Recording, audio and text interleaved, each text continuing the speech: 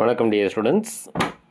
இப்போ கொஸ்டின் என்னன்னு பார்த்தீங்கன்னா, பாண்ட் ஆங்கிள் வந்து 108 டிகிரி, இது எது அப்படின்னு கேட்டிருக்காங்க. இட்ஸ் சைக்ளோப்ரொப்பேனா, சைக்ளோபியூட்டேனா, சைக்ளோபென்டேனா, சைக்ளோஹெக்சேனா, இதான் ஆப்ஷன்ஸ் வந்துருக்கு. ஸோ ரைட்டான ஆன்சர் என்ன அப்படின்னு பார்த்தீங்கன்னா, இது வந்து நீங்கள் சைக்ளோப்ரொப்பேன் அப்படின்னு நீங்கள் எடுத்துட்டிங்கன்னா இது வந்து பாண்ட் ஆங்கிள் 60 டிகிரி வரும். சைக்ளோபியூட்டேன் அப்படின்னு எடுத்துக்கிட்டிங்கன்னா பாண்ட் ஆங்கிள் வந்து 90 டிகிரி வரும். சைக்ளோபென்டேன் அப்படின்னு எடுத்துக்கிட்டிங்கன்னா பாண்ட் ஆங்கிள் வந்து 108 டிகிரி வரும்.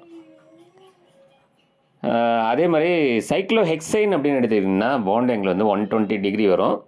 இந்த 120 டிகிரி இருக்கக்கூடிய இந்த சைக்ளோஹெக்சைனில் தான் பேயர் ஸ்ட்ரெயின் வந்து ரொம்ப கம்மியாக இருக்கும்.